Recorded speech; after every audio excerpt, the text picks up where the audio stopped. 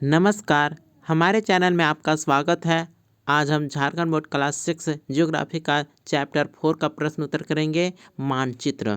तो आइए शुरुआत करते हैं पहले प्रश्न से। तो रिक्त स्थानों की पूर्ति कीजिए। पहला प्रश्न है कि पृथ्वी की सतह या उसके एक भाग का पैमाने के माध्यम से चपटी सतह पर खींचा गया चित्र ही क्या कहलाता है? तो वह मानचित्र कहलाएगा। दूसरा प्रश्न है कि सड़कों का वितरण किस मानचित्र में दर्शाया जाता है? तो है यातायात मानचित्र में दर्शाया जाता है। तीसरा प्रश्न है कि राज्यों, नगरों आदि का वितरण किस में दर्शाया जाता है? तो राजनीतिक मानचित्र में दर्शाया जाता है। इसके बाद देखिए चौथा प्रश्न है कि स्थल पर वास्तविक दूरी तथा मानचित्र पर दिखाई गई दूरी के बीच के अनुपात को क्या कहते हैं? तो पैमाना कहते हैं। पांचवा प्रश्न है कि कच्चे नक्शे या रेखाचित्र को क्या कहते हैं? तो खाका कहते हैं। इसके बाद आइए दूसरे प्रश्न की ओर, सही उत्तर लिखिए। तो दूसरा का पहला प्रश्न है कि पठारों को दर्शाने वाले मानचित्र हैं। तो ऑप्शन क सही होगा, भौतिक मानचित्र।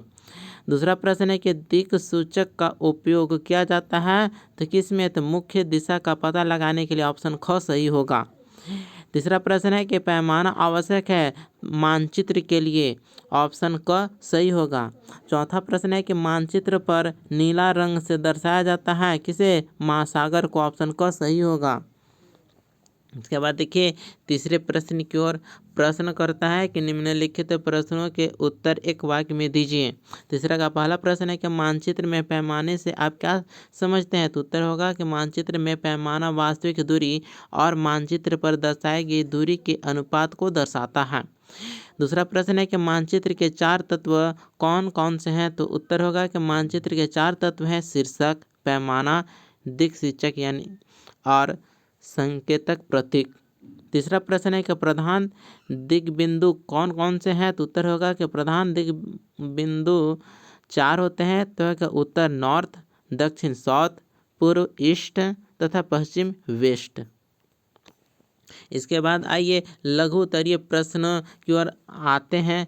चौथा का पहला प्रश्न है कि ग्लोब की अपेक्षा मानचित्र अधिक सहायक क्यों होते हैं? तो उत्तर होगा कि मानचित्र अधिक सहायक होते हैं क्योंकि इसे आसानी से ले जाया जा सकता है।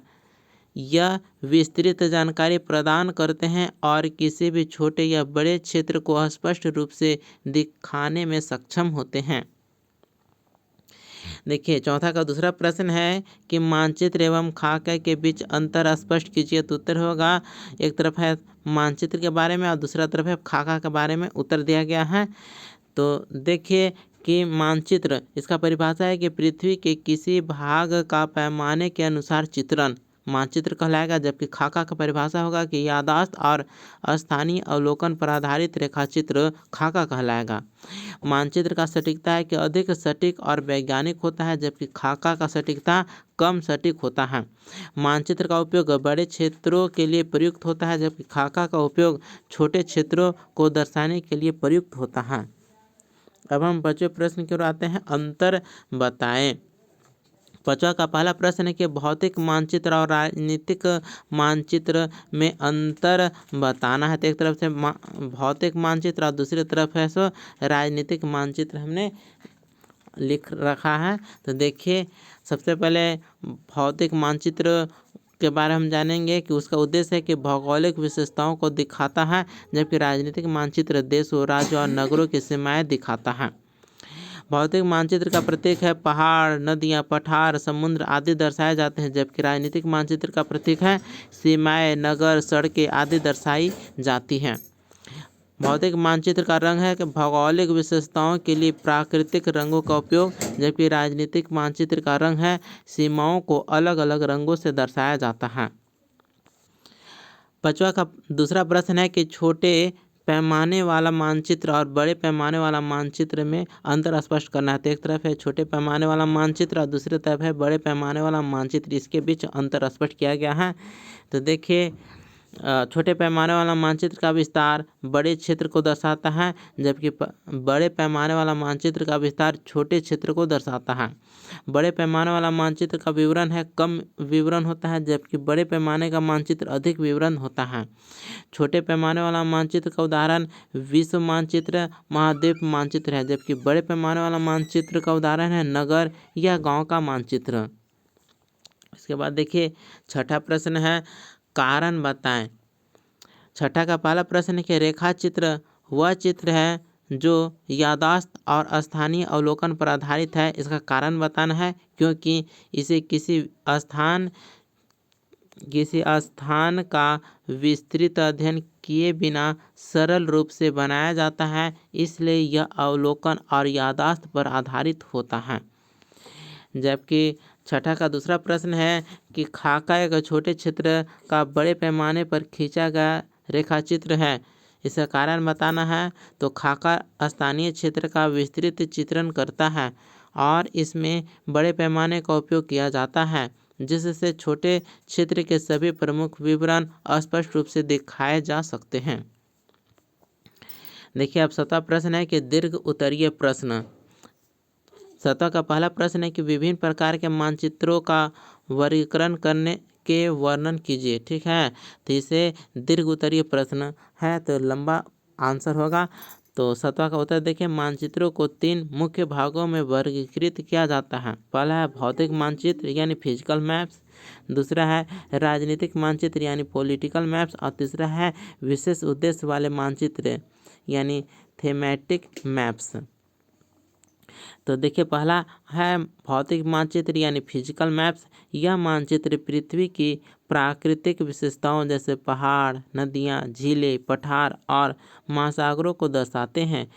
इसमें विभिन्न ऊंचाइयों और गहराइयों को रंगों द्वारा दर्शाया जाता है। इसके बाद है राजनीतिक मानचित्र जिसे पॉलिटिकल मैप्स कहेंगे।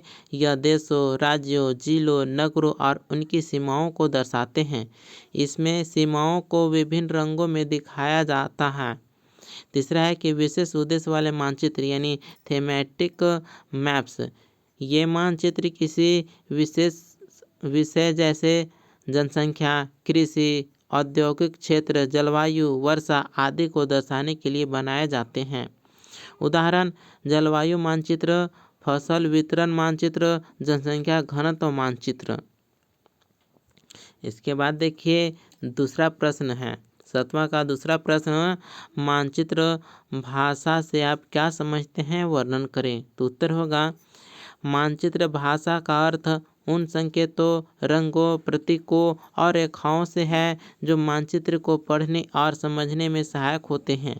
इसके मुख्य घटक इस प्रकार हैं। पहला है पैमाना यानी स्केल, दूसरा है संकेत और प्रतीक, तीसरा है दिक्सूचक यानी कंपास, चौथा है रंगों का उपयोग यानी यूजेज ऑफ कलर्स। तो सबसे पहले मानचित्र भाषा को समझने के लिए पैमाना यानी स्केल के बारे में जानेंगे कि यह मानचित्र पर दर्शाई गई दूरी और वास्तविक दूरी के अनुपात को दर्शाता है। दूसरा पॉइंट है कि संकेत और प्रतीक यानी सिंबल एंड साइंस। मानचित्र में सड़कें, रेलवे लाइन, नदियाँ, पहाड़, भवन आदि को विभिन्न प्रतीकों द्वारा दर्शाया जाता है। तीसरा है दिक्सूचक यानी कंपास। यह मानचित्र में दिशाओं को दर्शाने के लिए प्रयोग किया जाता है। इसके बाद आगे है चौथा पॉइंट रंगों का उपयोग यानी यूज ऑफ कलर्स। विभिन्न भौगोलिक विशेषताओं को अलग अलग रंगों से दर्शाया जाता है, जैसे नीला रंग जल स्रोतों के लिए, हरा रंग वन क्षेत्रों के लिए, भूरा रंग पहाड़ों और पठारों के लिए, पीला रंग रेगिस्तानी क्षेत्रों के लिए। इसका निष्कर्ष ये निकलता है कि मानचित्र भाषा एक मानचित्र को प्रभावी और समझने योग्य बनाती है।